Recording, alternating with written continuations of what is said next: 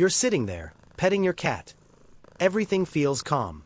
Their body is relaxed. Maybe they're even purring. And then, without warning, they turn and bite you.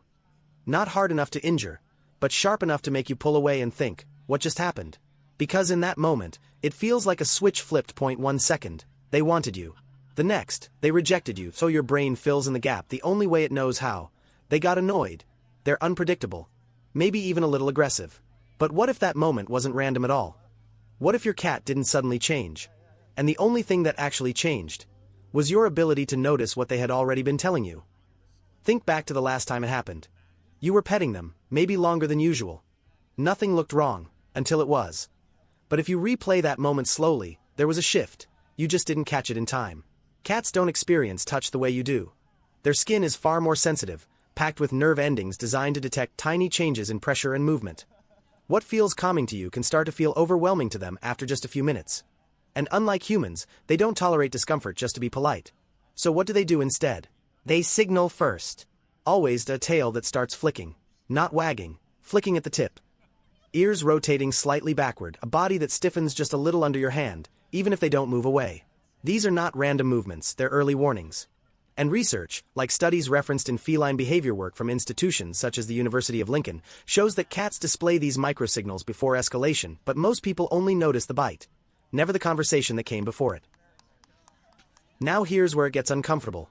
Because sometimes, your cat bites you. And it's not about the moment at all, it's something you taught them, without realizing it. And once you see it, you can't unsee it.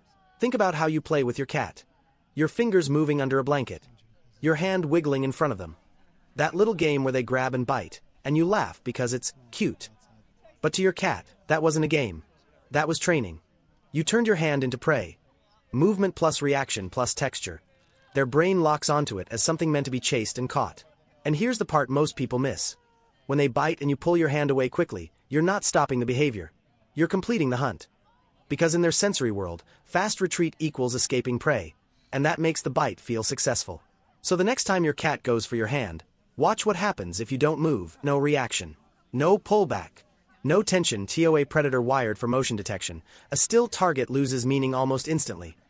And suddenly, the bite you thought was aggression starts to look like something you accidentally created. Now imagine this. Your cat has never bitten you before. Not once. And then one day, out of nowhere, they do. No pattern. No play. Just a sharp, immediate reaction. And it feels completely out of character. That kind of bite doesn't come from behavior, it comes from the body. Because cats are biologically wired to hide pain. Predators that show weakness don't survive. They compensate, move normally, eat normally, until something forces the truth out. And that something is often your hand. You touch a spot that's been silently hurting. Joints, teeth, abdomen, even a small injury from a jump.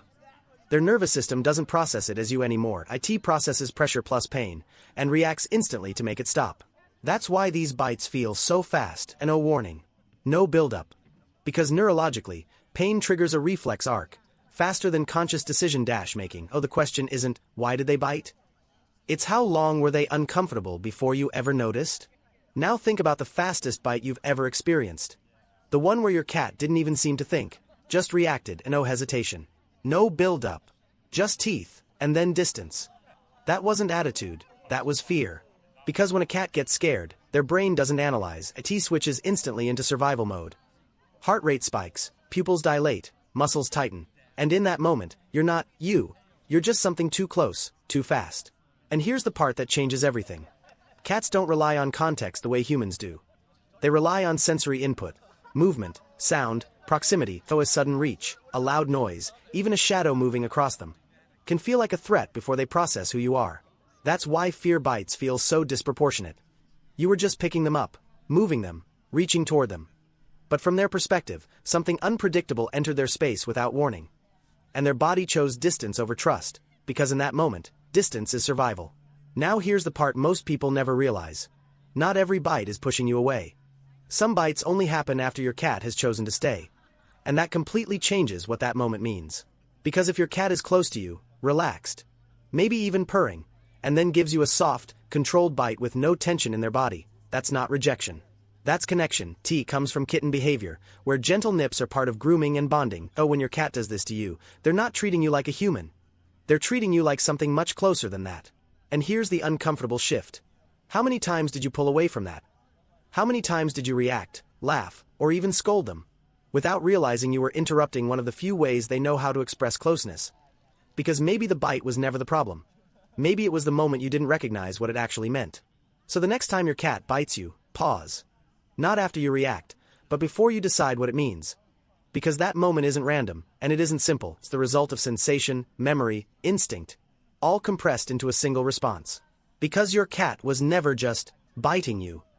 They were reaching a limit, finishing a hunt you helped create, protecting something that hurt, reacting to fear, or even trying to connect in the only language they know.